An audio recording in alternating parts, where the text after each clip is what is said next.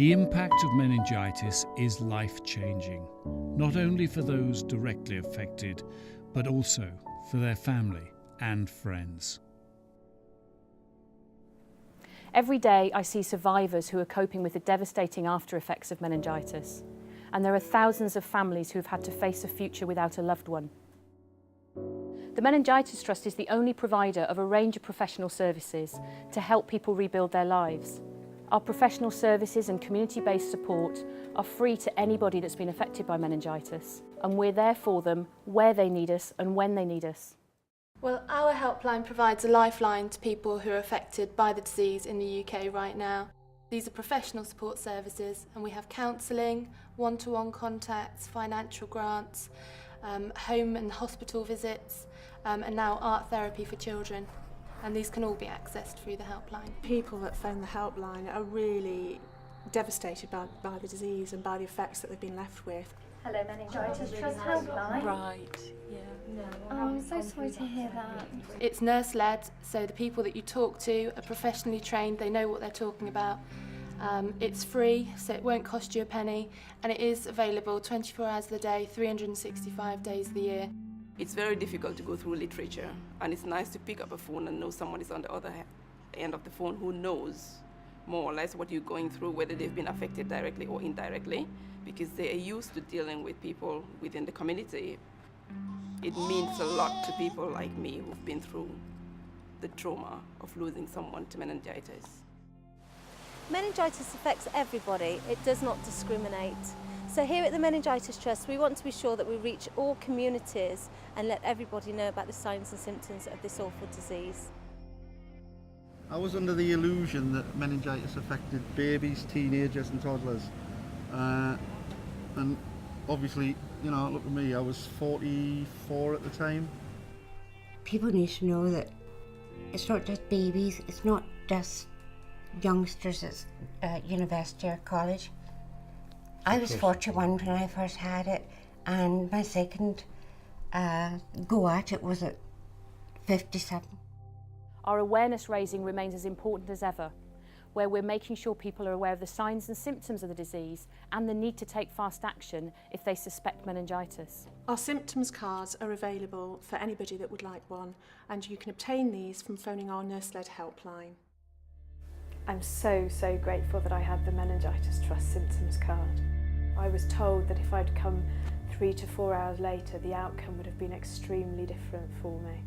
I was planning a Saturday night out with some friends and felt that I was coming down with kind of flu-like symptoms, and throughout the evening I just progressively got worse and worse. So at this point, suddenly a big alarm bell started to ring, and I checked the Meningitis Trust symptoms card that I'd been given at Freshers Week by our GP. Anyway, I glanced at it and realised that I had 6 of the 8 symptoms. It was established that I'd actually had 2 collapsed lungs, and my temperature was 107, 108, and my heart rate was a ridiculous rate. I was then admitted into intensive care, and I had a central line put through into my heart. I can't put into words what the trust means to me, but the support that they certainly offered my mother directly after what happened to me was tremendous, and we have continued to support them throughout. And they actually, I would like to say that they're friends. That's how they feel to us. They're part of our family. They're friends. Once meningitis strikes, we can't change what's happened, but what we can do is help people to rebuild their lives. The Meningitis Trust provides lifelong practical, emotional and financial support to those who are living with the effects of meningitis. The professional services, the support and the education are a lifeline for these people. Oi, Irish fetch. There was no doubt in my mind that it was something serious, but the glass tumbler just sort of confirmed. 2 hours after her legs were amputated, she sat on her mum's lap. 2 hours later, and that is a fighter, you know. We know we're taking her home in a couple of months. they had to come off to promote her walking and give her a better quality of life. Hardest decision I've ever made, but just karate, swimming, and she's an active little madam.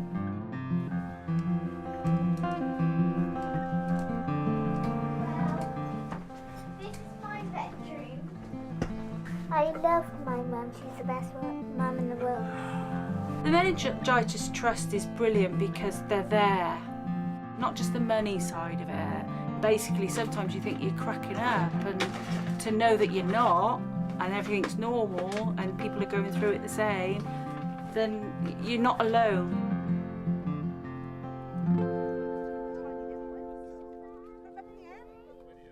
I think it's really important for families to know that they're not alone. So many times we find families feel that they are isolated within their own community. So I think it's important for them to know that there are other families across the country that have a similar experience to them, and for their children to see that too.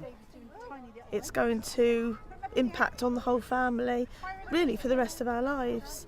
Curtis will probably always need to be looked after, but that's where we feel we're really lucky in having the trust for their support.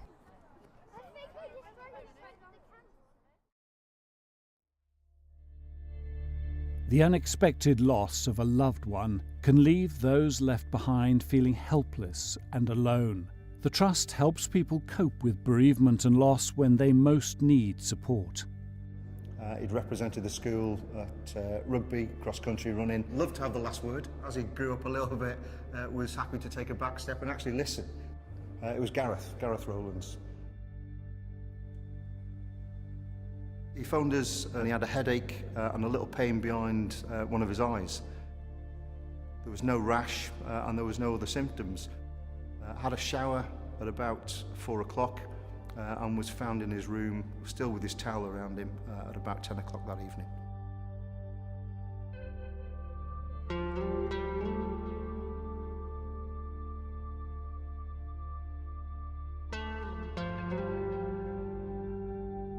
Every year, a tree of remembrance is placed to honour the memory of those who've lost their lives to meningitis.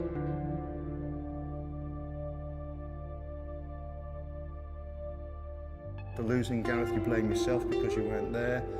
Who was to blame? Why you? But I didn't realise the impact it'd have on me, all my family, until later down the line.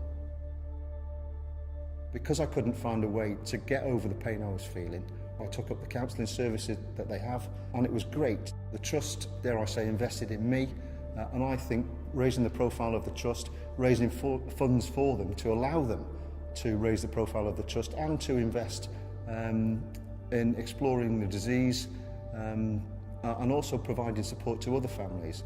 Maybe just one day it will eradicate the whole disease and a family won't have to go through what we went through. Emotionally, you can't describe what it's like to lose a 16-year-old son.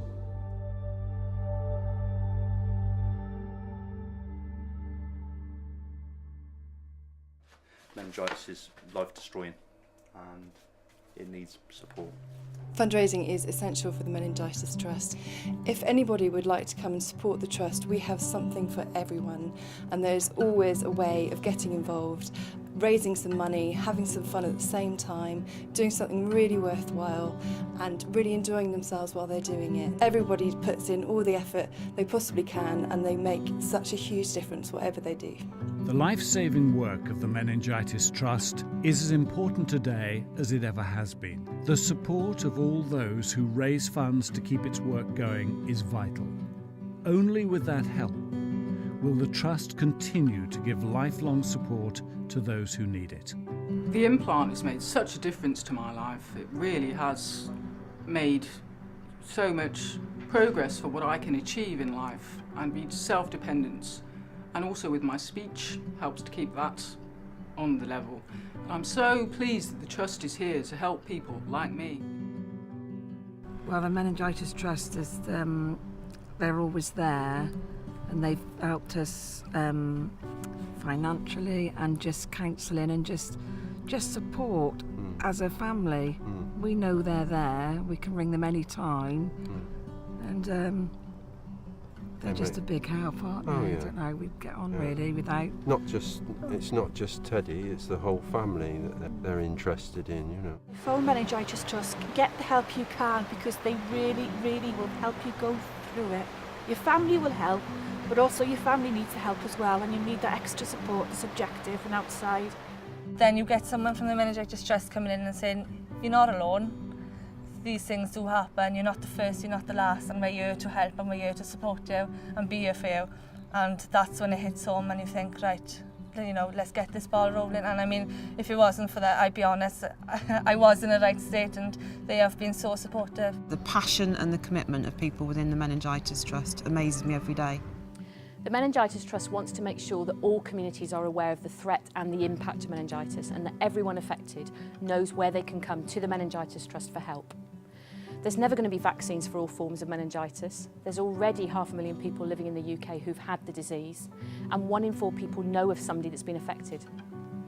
We're determined to make sure that we are here for people because the burden of this disease is greater than most people realise. But we can only carry on our work with the support of individuals, organisations, communities who help us to raise the vital funds that we need in order to keep our work going. The impact of meningitis is never going to go away, and I'm determined that the Meningitis Trust will never go away either.